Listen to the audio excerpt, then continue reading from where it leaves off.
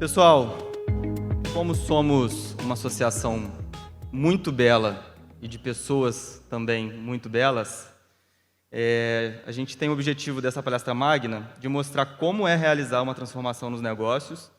E para conduzir a palestra, a gente quer convidar alguém que é referência na área, tanto de transformação quanto de beleza, que é o Sodré.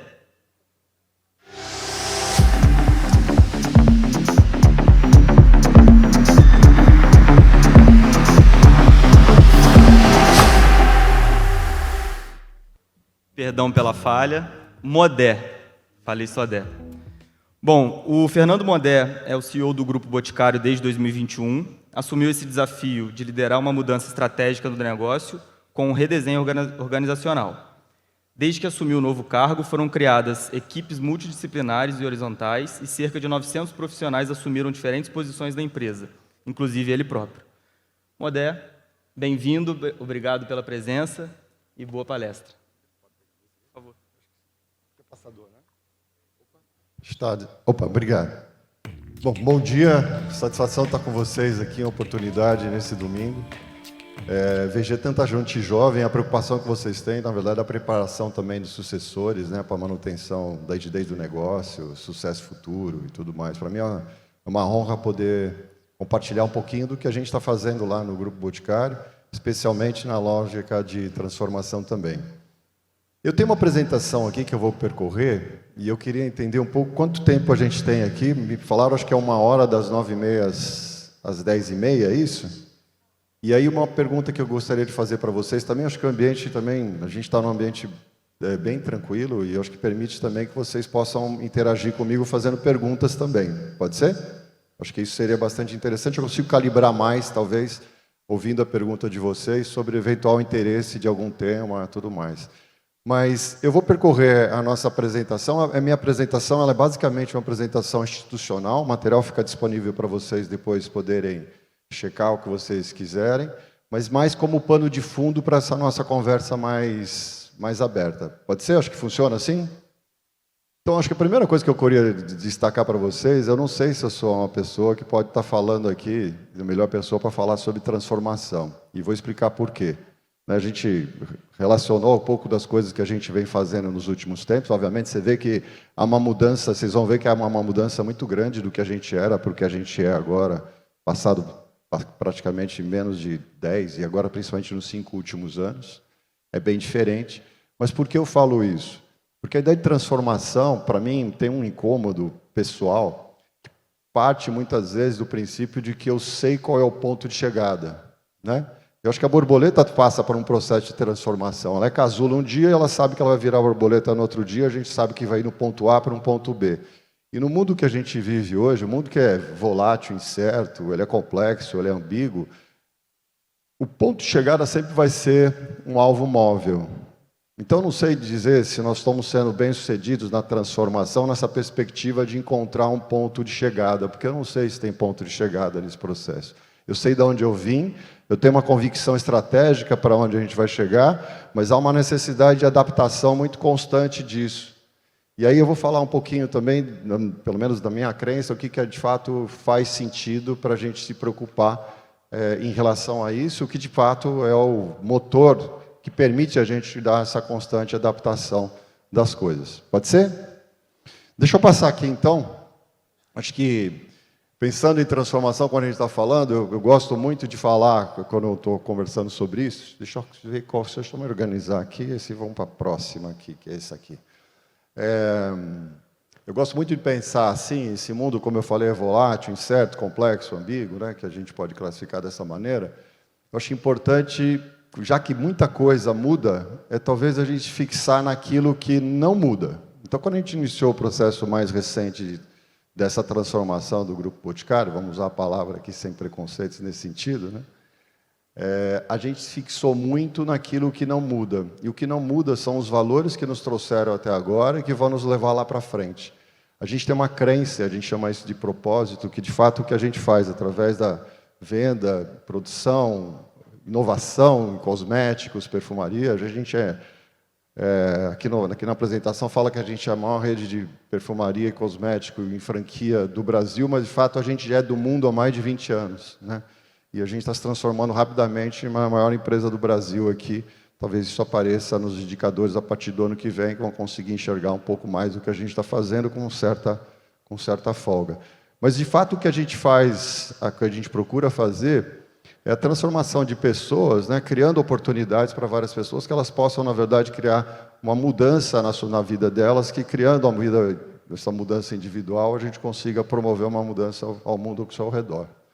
A gente cria, nos últimos anos, a gente tem criado, através da venda direta, por exemplo, milhares e quase milhões de oportunidades novas que a gente impacta. Através da rede franqueada, a gente impacta mais de 60 mil colaboradores diretos. Dentro de casa, o último número que eu vi, são 19 mil pessoas que estão trabalhando diretamente conosco. Rede de fornecedores, tudo isso a gente move, e a gente move, acho que com muito orgulho. É para isso que a gente, de certa maneira, é para isso que a gente está constituído, é para isso que nos move, isso que faz a gente acordar amanhã, segunda-feira, feliz para poder realizar isso. A gente tem aqui algumas crenças também, são os nossos, a gente chama, interessante que a gente é uma empresa de cosmético e de perfumaria, e a gente chama isso aqui das nossas essências. Essências com uma brincadeira, que na verdade são duas coisas importantes. Uma, essência de onde a gente vem, as fragrâncias que a gente vende, e essência, aquilo que é fundamental, é essencial na nossa vida. Somos ágeis, somos inquietos, estamos buscando constantemente inovação, buscamos sucesso responsável. A gente parte do brilho do olho do consumidor, aquele reflexo que o consumidor tem que ter quando entrega um produto, um serviço, um conjunto de coisas que a gente põe à disposição, experiências, e nutrimos nossas relações. Parte do que nós estamos fazendo aqui hoje, a minha presença, é justamente isso. Vocês terem uma ideia, nosso grupo de franqueados, a gente iniciou a nossa trajetória com franquia em 1977, na verdade, um pouquinho antes, 79, né? 77 iniciou o negócio, 79 as primeiras franquias, e a gente tem franqueados conosco, em média, mais de 35 anos, em média, né? Tem gente com mais de 40 anos, tem gente desses 46 anos, tem gente, em média, 35 anos é o que a gente tem. Então, a gente gosta muito disso. Nossos fornecedores nos acompanham também, toda essa trajetória de 46 anos, 47 praticamente, e aí faz com que a gente realize algumas coisas que a gente está trazendo. Esse material ainda é fechamento de 2022, 2023, obviamente, isso se enriqueceu também, mas essa sexta empresa de beleza mais sustentável do mundo, a terceira empresa responsável pelo meio ambiente e sociedade global aqui, sétima empresa melhor reputação, quinta, coisas que nos orgulham bastante do que a gente vem fazendo, e especialmente aqui, como eu falei, a maior franquia de beleza do Brasil, o maior e-commerce do Brasil. Talvez se vocês não saibam, mas o Boticário, com as suas marcas próprias, seus e-commerce próprios, e o e-commerce que, na verdade, hoje é um marketplace de beleza, que é o Beleza na Web, faz com que a gente seja o maior e-commerce de beleza do Brasil. Quando você junta, o beleza já era, mas quando você junta aqui, a gente ganha uma distância muito grande do segundo colocado. E a marca de cosmético Boticário é a marca de cosmético mais amada do Brasil.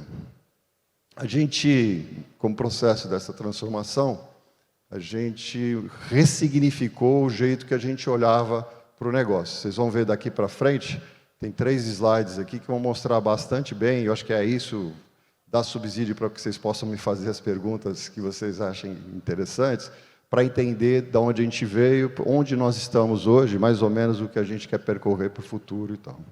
A gente veio de uma lógica de uma marca, o Boticário.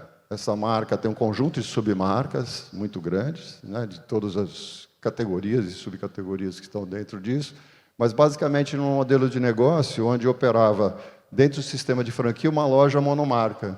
Então você entra na loja Boticário e você encontra todo um ambientação para venda de uma única marca, lógico, as suas submarcas, mas a marca é o Boticário. Isso fez com que a gente fosse a maior franquia de cosmético e perfumaria do mundo. E esse é um negócio muito raiz, muito forte, permanece muito importante para o nosso negócio. Esse negócio, eu não sei quanto vocês estão familiarizados, mas existem 2 tipos de conceito que a gente segue bem, que é uma visão de pipeline, onde a gente organiza todo o processo, a cadeia de produção. Imagina, a gente vai desde a ideia de um produto que nasce na interação com os nossos consumidores, a gente realiza isso em entregas por produtos, e serviços acompanhados, mas principalmente produtos, né, cosméticos e perfumaria, dentro do nosso sistema de pesquisa e desenvolvimento. A gente transforma depois isso dentro de um processo industrial, a gente distribui isso através dos nossos mecanismos logísticos de distribuição, capilarizando essa entrega para o consumidor em mais de 4.000 lojas ao redor do Brasil e milhões de representantes da venda direta, entre outros canais, porque hoje a gente, como grupo, não a marca Boticário, mas a gente está presente em todos os canais possíveis do nosso setor de cosméticos e perfumaria. Então, basicamente, a gente faz isso, mas a gente está adicionando uma outra lógica, uma lógica plataforma. Quando a gente vê uma lógica plataforma, imagina, o YouTube é uma plataforma. O YouTube ele tem uma característica, ao contrário da nossa, que nós produzimos aquilo que a gente transaciona com o consumidor. O YouTube, em geral, não produz aquilo que ele põe à disposição do consumidor que interage com o YouTube. O YouTube não fabrica um vídeo. Ele quer uma plataforma onde pessoas que fabricam vídeo colocam à disposição de pessoas que querem consumir vídeo através de um esquema de plataforma, de um pareamento que seja favorável nessa relação entre eles. A gente quer fazer um pouco isso, e a gente faz isso através da Beleza na Web, por exemplo, esse é o principal ícone que a gente quer, e isso faz com que a gente imagine poder criar o primeiro ecossistema de beleza do mundo, né? A gente quer criar esse ecossistema, ser o melhor ecossistema, e, se possível, sendo o melhor, vir a ser o maior ecossistema de beleza para o mundo. Então, essa é uma ressignificação da nossa estratégia. E aí vocês veem aqui, um pouco no quadro que eu estava falando, a gente nasce lá em 1977, fundação, muito rapidamente, né, 13 anos depois, antes da Eco 92, a gente formou a nossa fundação com princípio de conservação, missão de conservação da natureza. O Grupo Boticário cria o Instituto também, são dois braços importantes de investimento social privados que a gente tem, mas a partir de então, a gente não tinha ainda outros negócios com outras marcas em outros formatos. Até 2010, quando nasce o Grupo Boticário, e a gente vai somando uma série de novos negócios bem diversos. Seja a Moss, que nasce em 2011, a nossa fintech, que já vão alguns anos, né? Nossa fintech de 2011, posso dizer o que ela faz hoje, até uma criação, lançamento de vários negócios novos, muito à imagem e semelhança do que a gente tem com o negócio Boticário, que foi primeiro, lá em março de 2011, Eudora, logo na sequência, em 2012, obrigado. Logo na sequência, em 2012, a gente tem Quem Disse Berenice, uma loja especializada, uma marca especializada na categoria de maquiagem, e aí, na sequência, a Beauty Box, né, que a gente coloca à disposição do consumidor no mesmo ano, né?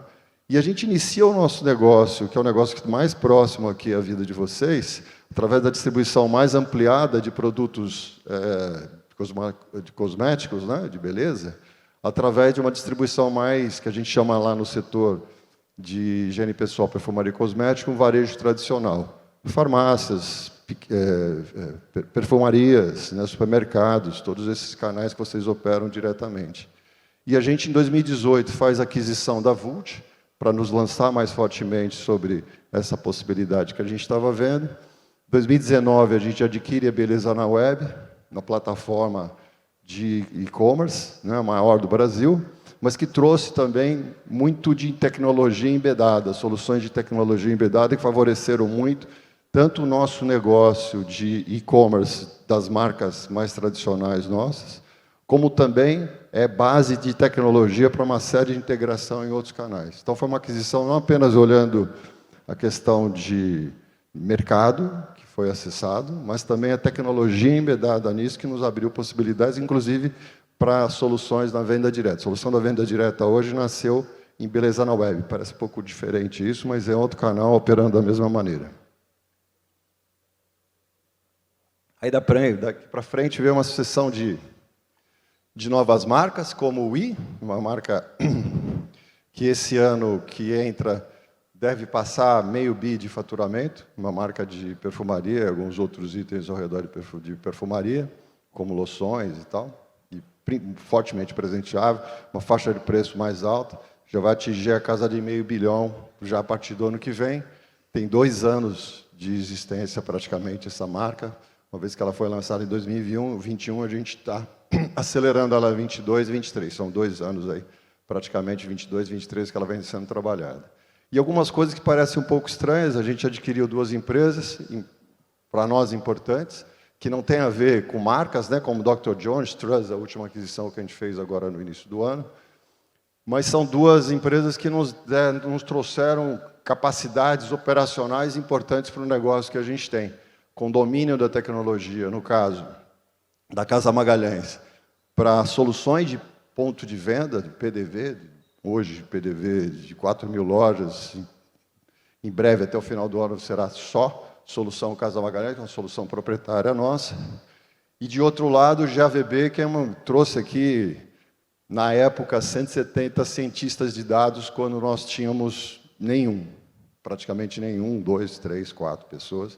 A gente adquiriu com a GAVB a possibilidade de acesso a mais de 170 cientistas de dados. Esses 170 cientistas de dados, hoje, eles já são, no número de hoje, 23, já são 500 pessoas. Começaram com 170, hoje são 500 pessoas que a gente tem aqui. Para vocês terem uma ideia, nesse processo mais recente, a gente sai de 2020, 2018, 2019, vamos pegar um recorte mais aqui, mais ou menos com 200 pessoas na nossa área de tecnologia e dados e segurança da informação.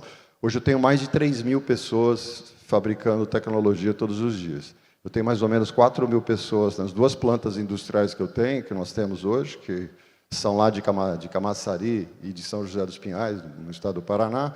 São mais ou menos 4.000 pessoas. Eu tenho quase o mesmo número de pessoas fabricando todos os dias soluções digitais. Então, esse é um pouco do quadro que mostra um pouco o que a gente vem fazendo nesse processo de modificação constante. Fora as nossas marcas, a gente também é licenciado de algumas marcas importantes. Algumas delas a gente fabrica aqui, Australian Gold a gente fabrica aqui no Brasil. A gente modificou, é uma empresa americana, empresa de porte mundial, mas bastante menor do que a nossa. Nós operamos aqui no Brasil a marca, inclusive com autorização para alteração da fórmula, que permitiu que a autorização na fórmula mundial fosse seguida de acordo com a nossa, porque nós temos mais capacidade tecnológica e modificar uma fórmula da Australian Gold em favor da Australian Gold no mundo inteiro. Nux, BioOil, Lee Stafford são outras marcas, e aqui quando a gente vem para o nosso negócio mais de plataforma, hoje nós somos grandes vendedores de alguns concorrentes nossos, como L'Oréal, como Estée Lauder e tal. Nós somos um dos principais canais de venda para marcas que são concorrentes nossos. A gente vende L'Oréal. L'Oréal hoje é a 2ª marca mais vendida de cabelos, na categoria de cabelos, no Grupo Boticário. Só ficando atrás de Siage, vem logo L'Oréal, logo na sequência, é a marca que a gente mais vende. E é uma marca de terceiros vendida num dos canais que a gente opera. Estou falando isso que parece um pouco contraproducente, né? Vender produtos, ajudar produtos dos nossos consumidores, mas dos nossos concorrentes, mas é exatamente isso que a gente faz, e eu posso explicar um pouquinho depois sobre isso. O que a gente tem para fazer isso? Aqui também é dado do ano passado, mas ele está se modificando muito rapidamente, mas são 3 polos industriais, na Bahia, Paraná e São Paulo.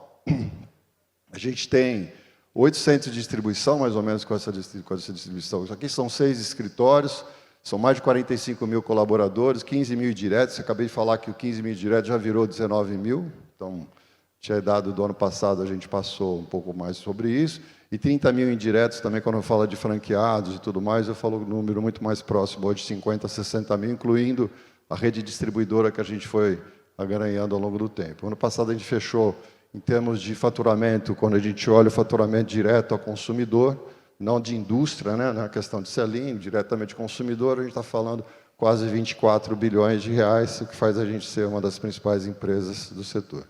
Aqui, rapidamente falando, só dando a notícia, são 2 braços importantes de investimento social privado, uma fundação constituída em 1990, e o nosso instituto também com uma série de capilaridade muito grande, uma mais focado aqui, a fundação focada na questão de conservação do meio ambiente, e o instituto de ampliação maior, principalmente a questão cultural e educação, né, com vários projetos nesse sentido. 4.000 lojas físicas, a gente está presente em mais de 1.780 cidades com loja, mas com a venda direta, provavelmente, a gente já varre mais de 5 mil municípios ao longo do Brasil. Estamos presentes em mais de 50 países, 66 mil pontos de vendas não proprietários. Esse número também é velho. A gente deve estar quebrando a barreira de 100 mil pontos de venda esse ano, agora, na virada de 23 para 24. Então, esse é o número que a gente tinha no ano passado. E a gente é o líder, como eu falei, no setor de beleza aqui. A gente tem o maior programa de reciclagem, quando a gente fala de logística reversa, imagina que todos os 5 mil pontos de venda, a gente 4 mil pontos de venda, mais ou menos 1.000 pontos de venda de revendedoras ao longo do Brasil, e que permitem a logística reversa. Então, nós somos o maior programa que tem aqui. Foi a primeira empresa que a gente ia lançar título verde aqui no Brasil também, que nos orgulha bastante. Tem 2 projetos aqui, 2 programas, na verdade, não projetos, porque eles se sucedem no tempo, e que me orgulham muito. Foram lançados na minha gestão ainda iniciada como CEO, que Empreendedores da Beleza, onde a gente forma, dá capacidade para as pessoas poderem ganhar seu sustento através da beleza, sendo vendedoras, provendo serviços de beleza, qualquer tipo de serviço de beleza. Isso tem colocado 67 mil pessoas inscritas. Esse ano nós batemos mais de 100 mil pessoas já inscritas e transformando aqui dentro dessa perspectiva. E o Desenvolve, que é uma outra questão interessante, que eu acho que nós estamos vivendo uma situação que, talvez, por todas as dificuldades que a gente tem no Brasil, ela é uma situação uma oportunidade muito grande. Imagina que a gente tem uma necessidade muito grande de profissionais em tecnologia, formados em tecnologia da informação, mas a gente tem uma base ainda muito pouco formada para a gente ter acesso a essas pessoas. E tem um contingente de pessoas que não têm formação e que podem ser parte dessa mão de obra. Então, nós estamos tentando juntar, através do programa Desenvolve, esses dois pedaços, profissionais aqui, que a gente consiga formar para serem absorvidos para a nossa empresa, uma parte, grande maioria para mercado, mas buscando juntar essas 2 realidades, juntando essa linha de oportunidade que a gente vê. GB Ventures é a nossa Corporate Venture Capital. A gente procura aqui estar com isso, entendendo o que está acontecendo no mercado, tentando colocar os nossos olhos, os nossos ouvidos abertos para poder entender qual a realidade de inovação que acontece no mercado, se possível, apoiar algumas questões que são de interesse, sejam soluções do varejo, soluções de produtos, mecanismos diferenciados de fazer os produtos chegarem, processo de distribuição, comercialização diversa, dentro do nosso setor, e a gente vem apoiando aqui um número grande. A gente já passou por nós mais de quase, estava vendo o número essa semana ainda, quase 500 empresas iniciantes aqui em formação. Para isso, já passou por nós aqui, e a gente tenta colaborar de várias maneiras. Não apenas aporte financeiro, mas aporte em técnica, know-how, mentoria, por que não? Muita coisa que muitas vezes custa não muito para nós, mas pode ajudar muito esse tipo de empresa, e nos insere mais fortemente nesse tipo de ambiente, de inovação, nos coloca muito próximos a isso. Aí, diversidade, vamos falar sobre isso, atração de talentos e tal. Acho que a nossa prática está listada lá, nossas essências, nossos valores, no que a gente acredita. A gente está aprendendo muito nesse processo todo, acho que com todos nós, a própria sociedade vive aprendendo nesse processo, e a gente também continua na mesma toada. Acho que é isso. Eu queria, talvez, aqui, já que a gente vai poder abrir para perguntas, colocar alguns pensamentos aqui, lançar alguns pensamentos para vocês, para a gente poder iniciar uma conversa. Acho que tem bastante tempo aqui, tem 20 minutos para a gente poder seguir. Eu gosto de pensar algumas coisas que me orientam e têm me ajudado a pensar nesse processo, que a gente chama de transformação. Como eu falei, eu tenho essa crítica contra a transformação, porque a gente não vai de um ponto ao outro, a gente está constantemente aí, o que exige uma necessidade, uma capacidade de constante adaptação. Essa constante adaptação, muitas vezes, eu acho que ela encontra uma dificuldade muito grande nas empresas, porque são poucas empresas que, na minha visão, conseguem atividades. Quando eu falo empresas, qualquer tipo de organização, o Monte Líbano aqui também é uma organização e tem os mesmos problemas que a gente tem nas empresas também nesses aspectos. Como que você organiza, a vida presente, futura, de uma determinada organização, com todos os stakeholders envolvidos e tal. Isso também vale para qualquer outro tipo de organização. Mas, em geral, quando você está uma atividade empresarial, ela acontece lá no início, pelos seus fundadores, em geral, ela tem dois tipos de competência importantes que se juntam, né? Alguém que sabe fazer muito bem alguma coisa que é vendida e alguém que sabe vender muitas vezes alguma coisa que foi criada por alguém que sabe muito bem fazer alguma coisa. Essas duas competências têm que estar juntas. Às vezes elas estão em duas pessoas, até porque são muitas vezes perfis diferentes, elas estão em duas pessoas que se unem, né, com essas características, e muitas vezes elas estão na mesma pessoa. No caso do Boticário, elas estavam na mesma pessoa, o Miguel era uma pessoa que conseguia construir produtos e vendê-los muito bem, né? Então você tem isso. Essas competências fazem com que, se você não tiver, você não arranca com empresa nenhuma. Isso faz com que uma competência necessária, quando isso começa a funcionar, se funciona bem, você avoca rapidamente, porque você começa a ter as dores dessa situação. Você vendendo muito bem aquilo que você fabrica, você começa a ter um problema de planejamento, principalmente financeiro, do ciclo financeiro desses negócios. Então, você avoca rapidamente uma competência com a competência financeira para criar um negócio que é um plano operacional, orçamentário, mínimo, né? Não estou falando com muita sofisticação, mas, no mínimo, você precisa saber por onde gira a capacidade econômica financeira para viabilizar a venda daquilo que você sabe produzir bem e comercializar. As empresas que vão ter alguma vida inicial garantida, vai passar por esse tipo de coisa, consegue dominar um ciclo operacional, um plano operacional. Um número menor de empresas consegue pensar no planejamento estratégico para poder tomar decisões de médio e longo prazo que vão impactar a vida do ciclo operacional em algum momento. Mas está antenado com concorrência, está antenado com as mudanças de mercado, mudanças eventualmente de tecnologia. Muito tipo de empresa é muito suscetível à mudança de tecnologia, cada uma tem as suas realidades, né? Você precisa estabelecer um ciclo de planejamento estratégico. E aí eu quebro muito na minha visão, a diferença entre planejamento estratégico, planejamento operacional, que a gente está falando, o planejamento, eu distancio muito isso do pensamento estratégico. O pensamento estratégico tem que ser uma rotina todos os dias. Ele não deve ser marcado por um ciclo de planejamento que me força a pensar no futuro. Eu devo estar pensando no futuro constantemente. E eu não vou alterar a minha vida do plano operacional todos os dias, porque eu passei a tomar visão diferente sobre o mercado. Eu vou guardar o ciclo correto do planejamento para fazer uma intervenção ordenada sobre as coisas. Imagina fazer uma mudança todo dia, eu penso em uma coisa diferente, chego lá para 19 mil pessoas. Na segunda-feira, mudei de ideia, vão para a esquerda, não vão mais para a direita. Não funciona assim, mas está constantemente se questionando sobre oportunidade de mercado, quadro competitivo, macroeconomia, questões todas essas, tecnologia de produtos, experiência em ponto de venda, tudo isso você precisa estar constantemente fazendo, e são poucas as pessoas, e menos ainda as empresas, que conseguem fazer o planejamento, o pensamento estratégico como um fluxo contínuo. Mas aí que entra, eu acho que, para mim, a chave desse processo que a gente coloca, então, de transformação, de consciência, de adaptação, que eu chamo de metaplanejamento. É um planejamento sobre essas duas outras camadas de planejamento operacional e planejamento estratégico. E aí muito menos pessoas, organizações, empresas conseguem, na minha visão, alcançar.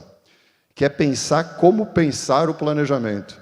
Então, por exemplo, lá no Grupo Boticário, a gente pensa no nosso planejamento estratégico, tento fazer com que o pensamento seja contínuo, mas os nossos recortes de plano estratégico, ele é sempre no horizonte de 3 anos, mas ele se renova todos os anos. Aqui tem algumas coisas interessantes, e estou falando da nossa realidade, tá? Não quer dizer que a nossa realidade recortada sirva para todo mundo, para qualquer tipo de empresa. Mas, por exemplo, eu vejo nós mesmos sempre já tivemos essa provocação de vou pensar planejamento estratégico para 10 anos, ou até mais, vamos pensar para 30 anos. O meu ciclo de negócio é muito curto.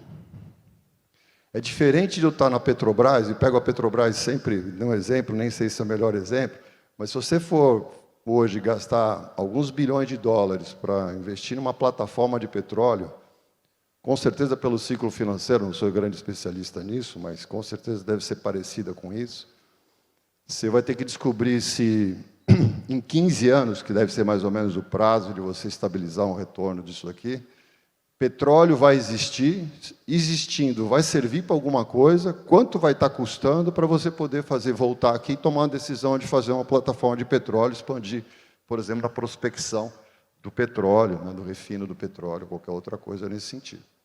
O meu ciclo é muito mais curto. Meu ciclo de comportamento de consumidores, só para vocês terem uma ideia, este ano, assim como o ano passado, assim como o ano retrasado, os últimos, sei lá, 10 anos, com certeza, 30% do faturamento deste ano, de 23, assim como foi do ano passado, 30% são de produtos que há 12 meses atrás não existiam. Eu sei que a conta não é bem essa, porque tem produtos que são mais longevos e acabam fazendo, mas se 30%, em 3 anos eu mudei 100% do meu portfólio. Então, achar que eu fazer um processo mais blocado, né, de 3 anos, monolítico, de 3 anos, e depois voltar depois de 3 anos, olhar para trás, ver o que funcionou, e eu programar mais 3, não é o melhor ajuste aqui. Agora, quem foi que tomou essa decisão? À luz do que tomou essa decisão de não fazer 3 anos monolíticos ou pensar em 30 anos? Isso é o que eu chamo de metaplanejamento. Isso fala muito sobre a capacidade que você tem de poder se adaptar ou não, de acordo com a necessidade do negócio, o domínio sobre as características do seu negócio, que vão depois ser relacionadas em processos como o planejamento, por exemplo, planejamento estratégico, planejamento operacional, desta maneira. Hoje a gente, só para ter uma ideia, a gente faz um ciclo de 3 anos, a gente quebra esse ciclo de 3 anos para uma revisão, que são revisões anuais. Então, a questão de 2 meses atrás, nós redefinimos o nosso ciclo de 24, 25, 26, assim como a gente tinha feito lá antes, 23, 24, 25. São 2 anos que se completam nos dois, mas a gente revisa necessariamente, todos os anos a gente revisa isso. Depois a gente pega o ciclo operacional do ano, com a estratégia, e quebra ele em 2 metades, para reposicionar algumas orientações, não de revisão da estratégia, mas de intensidade na execução do que nós estamos fazendo, e hoje a gente faz isso através de 2 encontros, que a gente chama de Lidera, onde tem a participação de todos os líderes da companhia. Líder, a gente fala pessoas que têm outras pessoas sendo, né, conduzidas por eles diretamente, e são mais ou menos, do último encontro que a gente fez agora em setembro, são 1.600 líderes que a gente põe, mais ou menos como a gente está fazendo aqui, para a gente ressignificar o que a gente tem como propósito, a gente inspirar com as nossas essências, a gente explicar a nossa estratégia e conduzir isso no processo de execução mais alinhado. Então, mais ou menos o que a gente tem feito sobre isso. Mas eu queria fixar com você essa ideia do metaplanejamento, que eu acho muito importante. Então, por exemplo, a gente tem um plano, a gente tem vários planos estratégicos que se coadunam com o nosso plano. A gente busca convergi-los todos, mas tem um plano interessante, que é o plano da nossa estratégia de abastecimento. Então, quando ele está falando de abastecimento, ele está falando matéria-prima, material de embalagem, tudo isso que gera no processo de transformação que a gente precisa fazer. Imagina a quantidade de itens que a gente tem e quais as escalas que estão para trás de cadeia, né, supridoras, fornecedoras disso tudo que a gente tem. A gente tem um processo bastante acurado disso, e a gente passava mais ou menos 3 meses do ano colhendo informação. Imagina, se o preço do petróleo vai subir, se o preço sobe o plástico, se o plástico sobe, a gente tem quanto que a gente usa de plástico nos nossos negócios, para embalagens, né, quanto que a gente usa, que tipo de plástico é, como é que isso deveria colocar para nós em termos de disponibilidade daquele item, daquele insumo, material de embalagem, matéria-prima, material de embalagem, mas também de custo, né, quanto isso poderia custar. Então, a gente, né, imagina uma planilha enorme para fazer essas coisas. A gente passou 3 meses para poder acurar isso e tomar alguma decisão do que isso impacta na nossa vida. Com a aquisição da JVB, que foi aquela empresa de dados que a gente colocou, a gente passou a fazer 3 meses em 3 horas. Então, tem uma ideia também, quando eu falo de metaplanejamento, que é você também identificar, talvez, não é muito o que você faz, mas é como você faz aquilo que você faz. Então, a gente fazia em 3 meses. Fazer em ciclos de 3 horas me permite fazer isso muito mais vezes, acurando muito mais o resultado disso, tomando vantagem prática do benefício disso, não depois de 3 meses, mas a partir de 3 horas na mesma semana a gente consegue fazer isso. Isso vai permitir que eu faça a mudança todos os dias? Não. Mas permite que no ciclo que eu consiga fazer em ciclos menores que me dão mais controle sobre as coisas.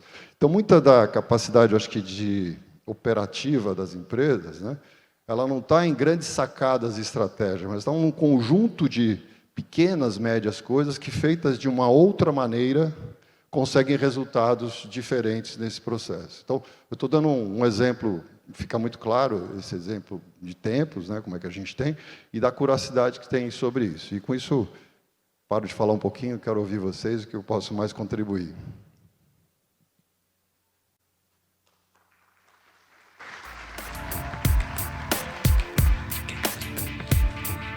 Modé, muito obrigada. É muito legal ouvir o case Boticário. Eu já conhecia, porque eu participo do setor de franchising também, e vocês são um case discutido, assim, acho que em todos os encontros surge o nome Boticário como um case de sucesso, principalmente nessa parte de sucessão.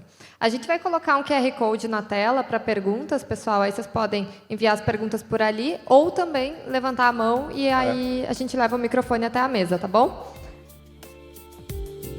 Já temos uma pergunta com o Franco aqui. Se puder levar o microfone, aqui na frente. Depois mais uma na outra mesa aqui na frente. Alô? Primeiro aqui, ó. Tá, lá atrás. Desculpa, Bom dia. Franco. Olá, bom dia. Tudo bem? O Walter, vai, Walter. Eu queria saber como vocês estão administrando o conflito de canais, uma vez que você mencionou e vocês têm hoje múltiplos canais para atingir o varejo, ou a distribuição, ou até o shopper, né? Então, como é que vocês administram isso? Essa pergunta é importantíssima. Eu digo o seguinte, eu esqueci de falar isso, eu te agradeço pela pergunta, permite eu dar uma voltadinha atrás, porque eu acabei passando um dado importante, né? Quando vocês viram lá a nossa história, e eu falei, na verdade, da gente fixar naquilo que, de fato, é mais imutável, né? Não se preocupar tanto com o que muda, né? Porque eu acho que um dos maiores papéis que eu tenho hoje como CEO da companhia é talvez separar o que de fato é tendência, né? O que é sinal de ruído. A gente ouve muito ruído, mas o que você, de fato, encaminha como alternativa? Isso é muito difícil de fazer. E aí, pensando nisso, aí que você me dá a chance de voltar no tema, a gente, nesse processo como um todo, né, que muita coisa muda, se é para olhar para um lado e seguir alguém, a gente resolveu seguir o consumidor. Né? E seguindo o consumidor, a gente chega nesse problema que você estava dizendo agora, que é o conflito de canal. Porque na perspectiva do consumidor, o consumidor não enxerga conflito de canal, ele enxerga conveniência, ele enxerga facilidade de acesso. O conflito de canal é o problema de quem está operando o canal, tentando orquestrar uma série de canais. E na medida que a gente resolveu seguir o consumidor, eu falo sempre que a gente, num exato segundo, a gente trouxe para o nosso colo o problema do conflito de canais. Só que ele é uma questão que ele é insolúvel, porque a solução seria virar as costas do consumidor e trabalhar num único canal. Quando a gente era franquia Boticário na loja, a loja não brigava com a loja, brigava com o máximo com a outra loja, e você consertava isso daqui dentro do mesmo município ou no mesmo operador. É um pouco essa ideia.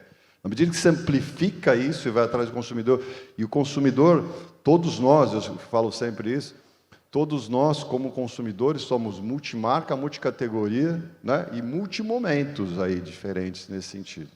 Não somos um consumidor único, né, com o mesmo tipo de pensamento e tal. Né?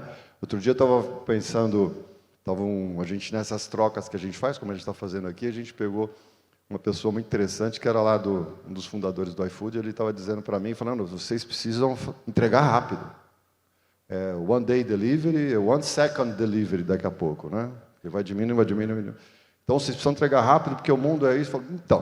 Enquanto ele estava falando, eu estava refletindo, a pessoa mais ou menos, ele devia ter mais ou menos 60 anos de idade, estou imaginando ele, no dia da comemoração, provavelmente, dos 35 anos de casado, e ele diz para a esposa, falou assim, nós vamos comemorar, já fica tranquilo, eu comprei no iFood, paguei aqui no nosso cupom, está chegando em 15 minutos em casa. Eu fiquei imaginando quantos segundos ia demorar para um casamento de 35 anos ser destruído.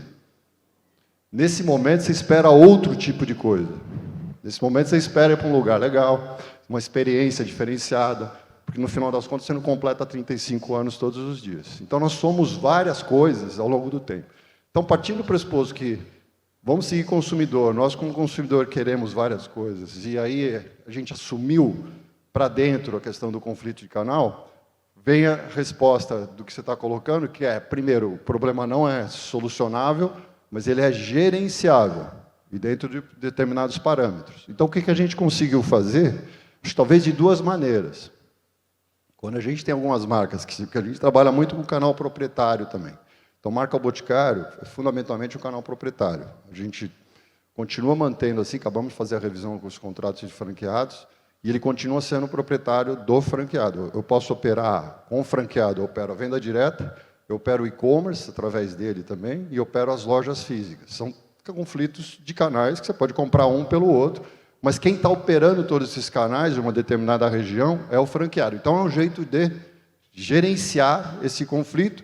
O conflito existe entre os canais da marca Boticário, mas ele é gerenciável na perspectiva de um único operador numa dada região que a gente procura preservar. Isso é um jeito de fazer.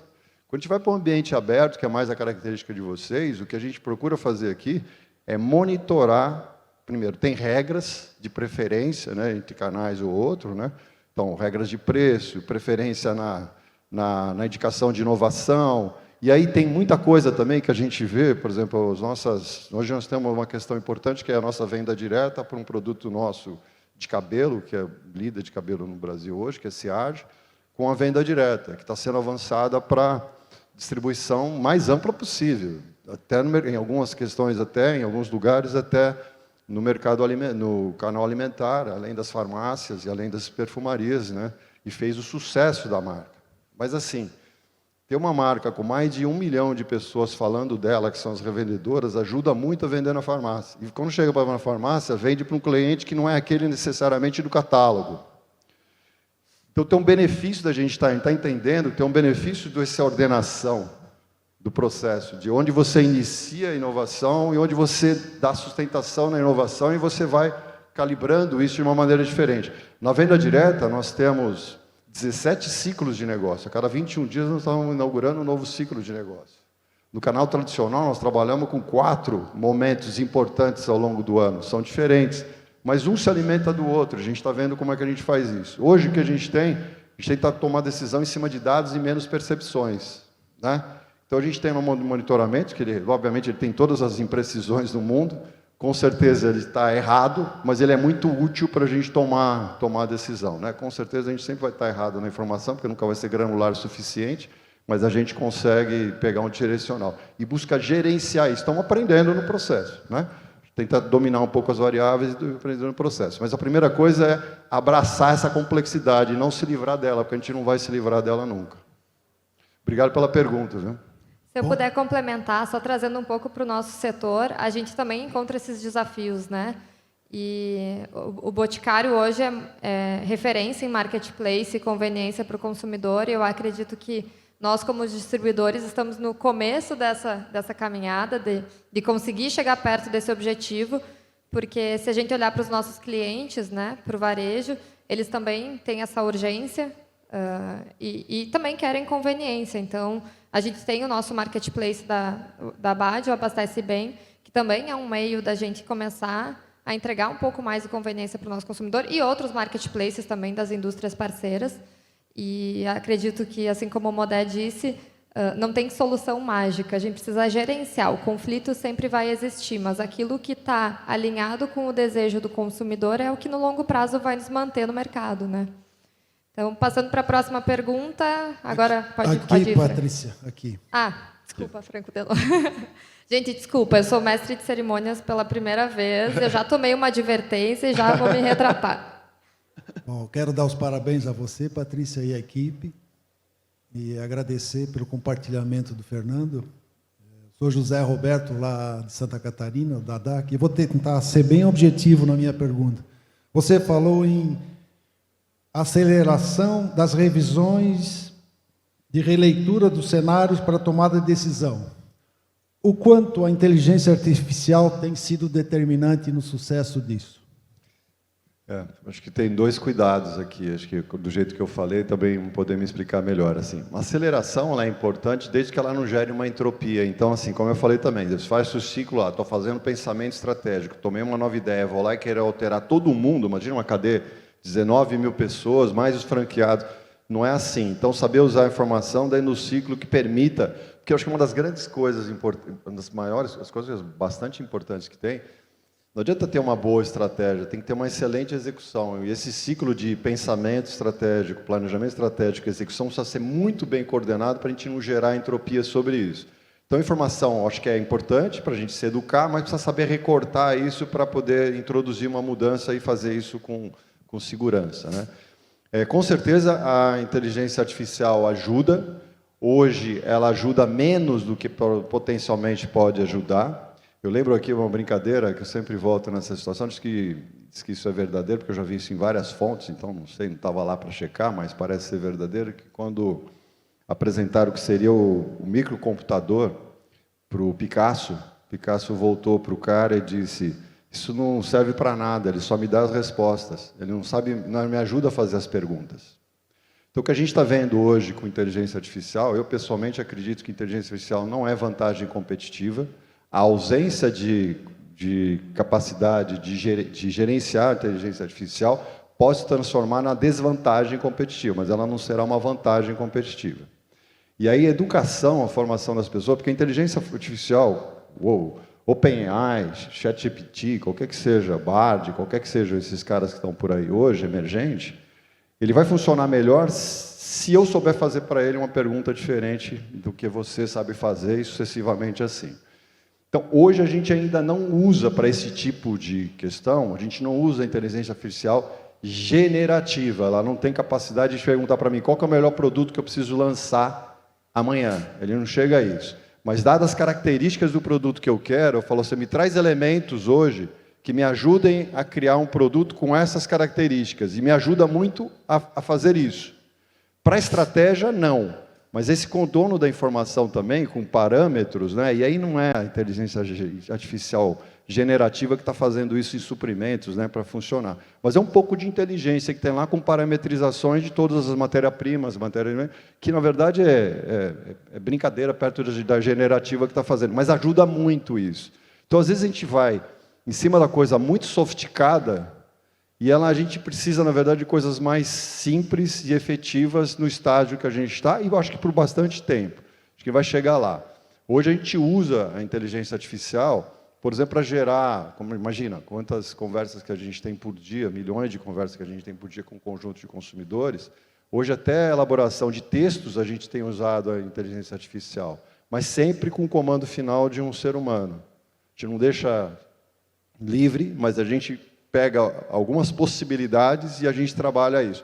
Isso tem ganho mais ou menos 40% de eficiência nesse processo do uso do ser humano sobre esse tipo de processo, o número que eu estava vendo na semana passada, por coincidência ainda. Então, tem bastante vantagens nesse processo, mas não ainda para comandar, eu acho que a sua estratégia dessa maneira, mas eu acho que tem muita coisa mais operativa, né, de processo industrial mesmo, de tomar decisão, que eu acho que acontece. Mas ela é fundamental, a gente está muito ancorado nisso. Está muito ancorado nisso. Próximo. Modé, você Cadê? comentou que são 1.600 lideranças envolvidas no planejamento estratégico de vocês. Até que ponto, de fato, é possível envolver essas pessoas na construção do planejamento? Ou qual que é o papel da diretoria? De fato, nós, né, boa parte que está envolvido na diretoria das empresas familiares, qual que é o nosso papel na tomada de decisão do rumo do negócio?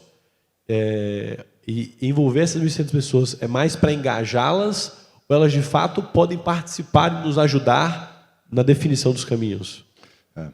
Então, o que a gente faz? Acho que é boa essa pergunta para permitir descrever um pouquinho o que é isso, tá? Primeiro que, assim, estratégia, se a gente tiver pelo menos 10 pessoas e a gente perguntar o que é capaz de a gente ter pelo menos umas 15 respostas diferentes, mesmo com 10 pessoas. Um ou dois vai ter pelo menos 2 opiniões diferentes sobre o que é estratégia. Então, várias coisas, eu tenho esse tema direto lá. Quando a gente está falando de estratégia, a gente está falando lá em cima, Qual o nosso portfólio de negócio, para que tipo de canal a gente vai, com que, né? O uso dos recursos que a gente tem, ciclo financeiro, tem umas coisas bem elaboradas que a gente coloca nesse sentido.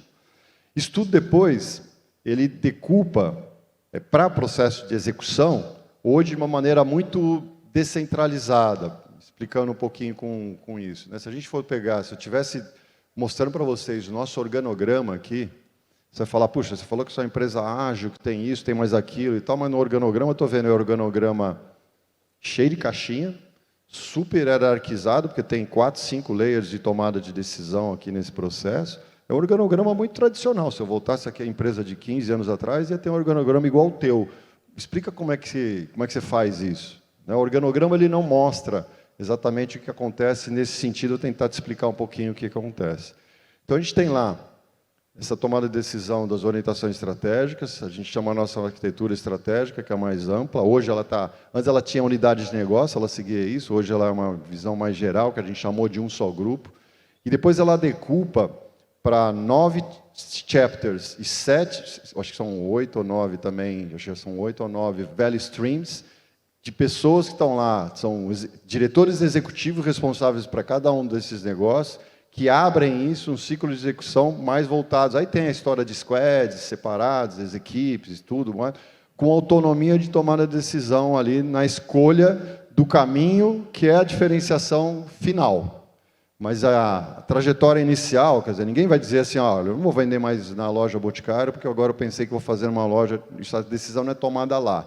Mas potencializar a loja Boticário é uma decisão que está dentro do value stream de loja, e o cara tem a obrigação de fazer, e aí tem os recursos para poder prover isso. Então, quando a gente está chamando lá esse grupo de 1.600 pessoas, é um grupo que está conectado não com a elaboração da estratégia, mas ele precisa entender para onde a gente vai, para recepcionar no âmbito da value stream que ele trabalha, aí depois, dentro do squad que ele tem, qual que é o entendimento que a gente tem da missão que foi dado para eles. Então, é mais no sentido de engajar todo mundo. Quando eu falo engajar, é inspirar também pelos nossos valores. Acho que tem um processo também que não é só razão, também é coração. Acho que são as duas coisas que a gente tenta balizar, para que a gente possa chegar a uma boa execução daquilo lá, em cima de comportamentos que a gente entende que são os comportamentos corretos, né? Então, por isso que a gente envolve nesse sentido. Obviamente que há retorno também, nesses mesmos value stream, nos pontos certos, são 2 vezes ao ano, para falar, cara, por aqui não está dando, dá uma pensada lá se a estratégia está no caminho certo ou está no caminho certo. A gente também, mas a gente não faz isso todos os meses, nem todos os dias. A gente faz isso no ciclo anual de revisão, né? Mas é boa a tua pergunta também para esclarecer como é que é isso. Então, há um envolvimento, mas não na elaboração, mas na prontidão para execução. Perfeito, obrigada, Modé. Estão entrando várias perguntas já no nosso site. Eu escolhi uma, que talvez não dê tempo de fazer todas. Quer dizer, obviamente não vai dar tempo de fazer todas, eu vou escolhendo algumas. O Ângelo Astória, da Master Distribuidora, perguntou: Fernando, o que você entende que mais dificulta o trabalho do CEO de uma empresa familiar? Eu tenho uma felicidade muito grande lá, e não estou falando isso da boca para fora, não, porque assim, existem vários arranjos, né, de empresas familiares, né? No nosso caso, a gente tem assim, algumas características que nos ajudam muito. Então, por exemplo, eu estou hoje me relaciono com 2 acionistas, que são acionistas de primeira geração. As empresas familiares, tem especialista aqui, estou falando aqui, na frente tem especialista, mas assim, em geral, na primeira geração, você está numa fase melhor, porque já consolidou uma relação, ela tem o mesmo ponto de partida, tem envolvimento emocional, tem um monte de coisas que facilitam as coisas. Quando esses caras se dão bem, que é o nosso caso, tem uma coesão muito forte. Então, quase como se fosse um único acionista. Nesse sentido, tem uma coesão muito forte do capital, né? E aí a gestão vem em consequência disso, refletindo isso também, isso favorece muito. Quando você tem... E eu já vivi como advogado, que eu fui no período inicial da minha carreira, eu vivi situações de empresas familiares que tinham conflitos, que eram conflitos de 3ª ou 4ª geração. A gente fala que quando vem a confraria dos sobrinhos, é que você começa a ter problema na empresa familiar, pela quantidade de pessoas que você precisa alinhar e pelo distanciamento daquele propósito inicial que você tinha, que todo mundo se reunia, tinha uma série de coisas que fez a gente estar junto, e agora, sei lá, quem veio depois, na 4ª geração, não sei se está conectado com isso. né? Eu vivi isso em uma situação de embate muito forte, de briga muito constante, briga séria. E aí a companhia acaba perdendo muito disso. Então, eu parto de uma lógica onde não existe esse conflito entre o detentor de capital, né? Os acionistas, nesse sentido, são muito coesos nesse sentido. Eu também tenho a felicidade, eu estou há 25 anos lá, e tenho uma felicidade muito grande, acho que talvez da credibilidade que eu criei. Na verdade, eu falo, eu sucedi, o Miguel foi sucedido pelo Arthur, que é os 2 acionistas, e eu sou o primeiro, eu brinco, o primeiro CEO demissível da história do Grupo Boticário, né? Que eu não sou acionista. Então, fazer essa passagem não é uma passagem simples de ser feita. Eu acho que, primeiro, para quem delega essa passagem, mas também quem recebe isso aqui. Eu acho que o nível de confiança que estabeleceu e o alinhamento na perspectiva estratégica, e eles são muito preocupados também em preservar o meu espaço como CEO, eu acho que isso ajuda muito, né? E a gente tem um fluxo de conversa muito claro. Passei o dia antes de ontem, lá na sexta-feira, o dia inteiro com eles, verificando justamente a questão de sucessão dos nossos vice-presidentes, né? Imagina, passar um dia inteiro só para falar sucessão de vice-presidentes e outras coisas vinculadas ao ciclo de gente e tudo mais, porque na segunda-feira, agora, amanhã, nós vamos falar da sucessão, não dos vice-presidentes, mas do CEO, né? E eu acho que uma das funções que eu tenho é preparar alguém para me suceder, caso eu tenha necessidade, e em algum momento eu tenho que fazer isso. Eu começo já, não é lá na frente que a gente faz. Então, acho que eu tenho uma tranquilidade muito grande nesse sentido, tá? A gente é uma empresa que a gente tem, fora os acionistas que estão lá presentes no conselho hoje, não mais na diretoria, ou operando na função operativa, nós não temos presença da família em nenhum outro lugar, o que facilita também bastante as coisas, né? Então, tem um lugar certo para poder inserir essa relação familiar, e a relação familiar de patrimônio é muito ajustada, muito alinhada. A gente tem o nosso Family Office, que eu ajudei a criar em 2009, então a gente tem já uma experiência boa nisso.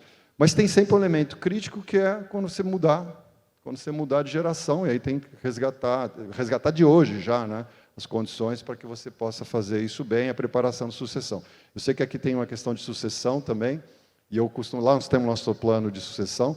Eu acho que vocês devem estar atentos a isso também, eu acho que estão bem assessorados aqui.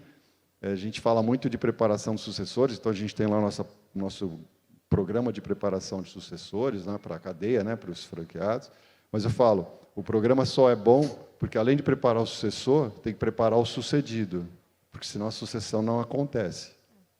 Então, também tem que preparar o sucedido, que tem que encontrar qual é o espaço que tem nessa nova significação da sua nova trajetória, para poder ser contributivo. Em geral, a gente pensa no sucessor, mas esquece do sucedido. O sucedido precisa ser muito bem cuidado. Perfeito. E acho que tudo isso que o Modé vem trazendo é exatamente o que a gente vai discutir muito hoje, né? Com o Alessandro, a Dani também vão falar. E sucessão, governança, são temas que pautam muitas das nossas decisões do nosso dia a dia. Estão entrando muitas perguntas, muitos elogios também, Modé, a você, ao grupo. Eu vou passar, então, para a última pergunta. A gente tem mais 3 minutos para o nosso diretor Celso. Obrigado, Patrícia. Tudo bom, Fernando? Eu quero mudar um pouco o viés das perguntas, né? A gente está falando sobre sucessão e para mim, sucessão sempre passa por um caminho anterior de qualificação e de preparação. E quando eu tenho a oportunidade de ouvir pessoas que nem você, que estão à frente de organizações com tamanha envergadura, sempre me desperta uma curiosidade muito grande de como foi o teu caminho de preparação para chegar onde chegou hoje, né? Especialmente depois de você ter falado que começou a carreira como advogado. Despertou um pouquinho mais. Então, se tu puder nos contar um pouco como é que foi esse caminho que, de certa forma, acho que é um caminho que todos nós estamos percorrendo, né? Em escala menor, mas percorrendo também. Vou contar um pouco a trajetória e vou, talvez, falar um pouco de como eu faço. E aí é uma coisa muito particular, onde eu me acho também, mas talvez seja útil para vocês também nisso, né?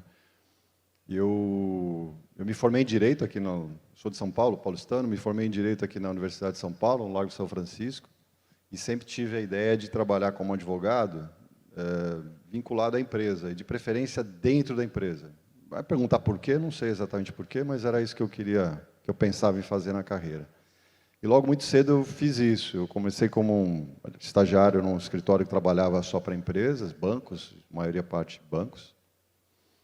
Mas logo depois eu consegui ingressar dentro de uma empresa chamada Yoship Maxon, uma empresa potente hoje da área de peças, né, autopeças e tal, maior do Brasil, uma das maiores da América Latina talvez ainda, não estou tão conectado, mas que seja, e tem operações fora do Brasil, super legal.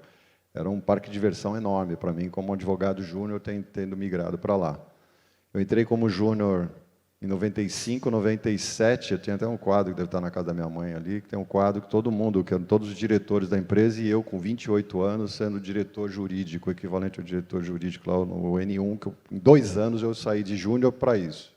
Então foi uma trajetória rápida assim para mim, e que eu mudei muito o meu perfil como advogado, agregando várias coisas. Imagina, eu era um cara de contencioso, era o cara da briga, o cara do processo, e me transformei no advogado de planejamento tributário, societário, uma série de coisas mais elaboradas, sofisticadas, assim, que exigiam outros tipos de entendimento, né, de conteúdo e tudo mais. Então, passado lá 4 anos que eu estava, acho que já tinha cumprido o ciclo, a empresa passava por uma modificação muito grande e tudo mais, eu queria fugir de São Paulo e ir para um outro lugar que eu tivesse mais autonomia para fazer as coisas e fazer, consertar algumas coisas que eu achava que não podiam ser melhores de outro jeito.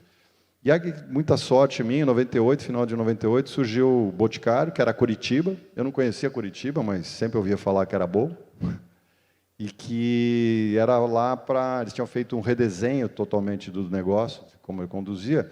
E eu sempre falo, esqueceram do advogado, eu estava lá no checklist final, falou, vamos contratar advogado. Então, fui o primeiro advogado da história do Boticário, advogado interno, para estruturar a área jurídica do Boticário, que foi muito legal. Porque já da experiência que eu tinha, eu podia pegar uma folha em branco e fazer do jeito que eu achava que tinha que fazer. Foi uma oportunidade muito legal para mim. E eu sempre tive uma característica, né? Eu sou sempre, talvez assim, mesmo no direito, eu era fui esse cara que era o especialista em generalidades, né? Nunca fui exatamente muito bom em nada, mas era razoavelmente bom em um monte de coisa e podendo fazer um negócio que é conectar essas coisas, né? Porque na visão de advogado, inclusive, é difícil conectar. Então, por exemplo, o M&A, em geral, tem essa característica, né? Para você conseguir falar sobre um tema, eu tive várias experiências de M&A lá no IOSP, e como era esse perfil generalista, conversava com os advogados especialistas de escritório, era 3, 4 caras que falavam comigo, e eu era o único que estava lá, porque eu era o único que conseguia conectar tudo isso, porque cada um via de forma parcionada isso. Então, eu sempre tive essa característica. E essa característica também, eu nunca tive um mentor, eu nunca tive também alguém que falava, vai pela esquerda, vai pela direita, faça assim, faça assado. Mesmo no direito eu nunca tive, né? Falava, faça a peça desse jeito, defenda daquele outro. Então sempre fui um cara muito voltado ao autoconhecimento, né? Tudo para mim estava aberto, né? Eu lembro na época de advocacia, eu ia para dentro da biblioteca, e lá na IOSP ainda era uma empresa de muitos anos, então, por exemplo, se tivesse um caso que aparecia no contencioso, com certeza, nas pastas de casos anteriores, já tinha um monte de solução importante. Então, eu me enfiava lá dentro, literalmente, enfiava lá dentro para pesquisar. Hoje não, é mais fácil com inteligência artificial, inclusive, né? Mas me enfiava lá dentro e tal, para fazer essas coisas. Então, fui meio que moldando o meu jeito, o meu perfil a isso. Isso foi me dando, eu estou falando isso por quê? Porque lá em 99, quando eu entrei no Boticário, montei a assessoria jurídica, em 2000, eu participei do primeiro grupo de planejamento estratégico lá. Queriam fazer um grupo diverso, e aí eu acho que devo ter entrado por cota lá, né? Bota o cara do jurídico que pensa diferente, é um cara meio moderno, enfia lá, que vai ser legal para a gente. E para mim foi excelente, porque imagina, eu nunca tinha tido contato com a gestão empresarial, né, nesse aspecto, e vou começar logo pelo planejamento estratégico, pensando sobre isso. E aí fui me interessando também, me envolvendo sobre isso. Fato é que depois de 1 ano disso, eu já estava no 2º ciclo, eu permaneci no grupo, continuei tocando o planejamento estratégico na perspectiva do grupo, um grupo de 7 pessoas, imagina, muito pequeno também, o que me ajudou bastante a conhecer uma série de coisas, e depois eu passei a ser, naquela época ainda Boticário muito menor, a gente tinha uma única planta e tal, então passei a ser era o que a gente chamava de gerente administrativo, que era uma espécie de síndico do condomínio ali. Cuidava de tudo ali. Tinha uma coisa, eu brinco, tinha uma coisa muito interessante que cuidava naquela época, e era super estratégico naquela época, que era a máquina de xerox. A gente tinha todo um departamento de xerox, e era super legal aquilo, porque quem comanda a prioridade para imprimir as coisas, né, coloridas do marketing, por exemplo, né? O poder está lá dentro, não do marketing, mas está dentro da gerência administrativa. Não, mas para mim foi legal, porque, imagina, eu tocava assessoria jurídica com 10 pessoas, basicamente advogado, paralegal. Então, era um perfil terceiro grau formado, grupo pequeno, e vim pegar 100 e tantas pessoas com menores aprendizes, pessoal da limpeza, conservação e tal. 3 coordenações grandes. Então, para mim foi muito legal esse contraste de gerenciar uma equipe menor, mais voltada, né, mais intelectualizada, para uma equipe mais, sim, de atividades mais operativas. Para mim foi muito importante isso, né? Então, fiquei lá de 2001 até 2003, mais ou menos, 2003, fazendo isso. Aí fiz um monte de coisa, né, nesse processo, reformulei toda a área, terceirizei um monte de coisa, reduzi o tamanho, uma série de coisas que eu fiz lá. Fui me metendo a fazer isso como gestor, já que já estava me formando nessa época. Eu fiz várias coisas. Em 2004, teve a oportunidade da diretora financeira, estava se afastando com outras atribuições, e aí, tanto de tecnologia quanto de fora de coisa, que ela cuidava, e eu assumi a diretoria financeira. Aí falou, puta, mãe com advogado que vai pular para a diretoria financeira e tudo mais. Eu acho que sempre tem algum radical de conhecimento que você carrega mesmo num desafio tão diferente desse, né? Advogado para diretor financeiro. Acho que tinha uma questão, como advogado, eu conhecia bastante da contabilidade, talvez menos da gerencial, mas contabilidade legal eu conhecia, né? Conhecia suficientemente bem, que já dá um certo entendimento, inclusive para contabilidade, controladoria, né? Se a gente fala mais contabilidade mais gerencial. Isso também me ajuda, essa inserção. E tinha uma questão importante lá, importante para nós, que é a questão da base tributária, e eu também com planejamento tributário, também é uma competência importante para a diretoria financeira, que faz entender também uma série de outros caminhos. Eu tinha sido advogado de banco há bastante tempo, lá no começo da carreira, né, como eu falei, portanto, as operações financeiras, por mais que eu não fosse o cara da conta da operação financeira, o entendimento do que ela é, talvez eu soubesse mais até do que muitas pessoas que estão lá operando essa questão nessa lógica. Então, me ajudou a me inserir nesse sentido. Em 2004, tive a chance a gente criou, não sei se vocês vão lembrar aqui, mas a gente tinha 3 milhões de clientes na época, de criar o primeiro cartão de crédito, né? Ver essa questão de, hoje, financeira e tudo mais. Em 2004, já 20 anos atrás, a gente criou o primeiro cartão de crédito no Brasil, que era mais do que um private label, era um private label perfumado, porque tinha perfume no cartão, e ele o primeiro bandeirado também do Brasil com a bandeira Visa. Então, você podia usar nos estabelecimentos do Boticário, mas em qualquer outro lugar você poderia usar. Não foi um sucesso esse projeto, mas ele permitiu que eu conhecesse mais sobre a dinâmica do negócio, porque eu tive que botar o Boticário numa pastinha e sair para vender para um monte de banqueiro a ideia, né? A gente acabou fazendo um acordo com o Banco Bradesco. Então, nisso despertou também um outro caminho para mim, que foi a revisão do modelo de negócio completo do Boticário, que foi um MBA de 3 anos, super intenso, onde a gente pegou da visão do consumidor, e a partir da visão do consumidor, viemos para dentro, mudando tudo, produto, canal, mudando praticamente tudo nesse sentido. Para mim foi muito bom nesse caminho. E aí depois, eu fiquei, então, de 2004 a 2015, estou dando um salto aqui, 2015 como CFO, mas também cuidando desses projetos específicos, né? Diferentes. Por exemplo, tem um projeto que a gente chamou de Evoluir também, que eu tive a felicidade de tocar, que a gente reviu todo o processo. Imagina, a gente se organizava como todas as organizações, a gente olhava o que tinha vendido o comercial, a partir dos pedidos que eram feitos para nós, e depois a gente tentava fazer um planejamento na fábrica, atendendo a venda posterior de sell-in. Nós mudamos de estudo e hoje a gente, já de 10 anos, desde 2013, a gente se organiza pelo sell-out. A gente não fala de sell-in, a gente fala venda ao consumidor e a gente organiza, orquestra a produção diária da fábrica pela venda do consumidor. Então, está tudo integrado isso. Está integrado sistema, pessoa, processo SNOP, está integrado pela lógica de sell-out, né?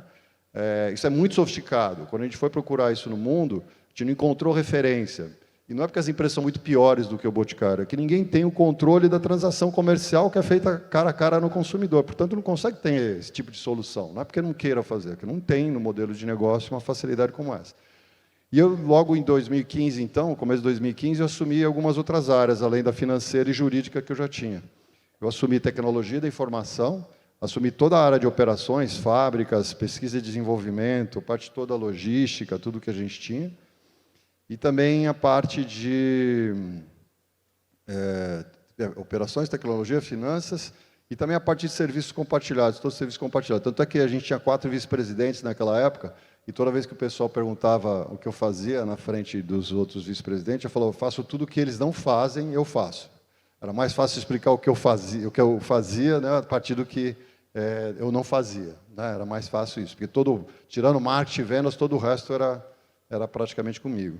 E aí, nessa transição que foi feita, a última na visão do Arthur, lá em 2020, né, a gente iniciou o processo em 20, mas em 21 é que a gente fez o marco certinho, no mês de março e tal, de passagem. Então, desde 21 que eu sou o seu oficial, e 21, aí para cá, são quase 3 anos já, vão completar 3 anos, dentro desse processo natural. Não sei se te respondi, te ajudei, mas foi mais ou menos essa coisa. Então, obviamente, nessa trajetória tem muito de preparação, né? Mudando, na verdade, a configuração de olhar o negócio e fazendo algumas coisas também paralelas a isso, aos projetos importantes. Né? Perfeito, Modé. Muito obrigada mais uma vez por estar aqui, por estar compartilhando não só a trajetória da Boticário, mas a tua trajetória dentro da empresa. Acho que é muito inspirador e é uma honra a tua presença aqui no nosso evento. Então, salva de palmas para o Modé.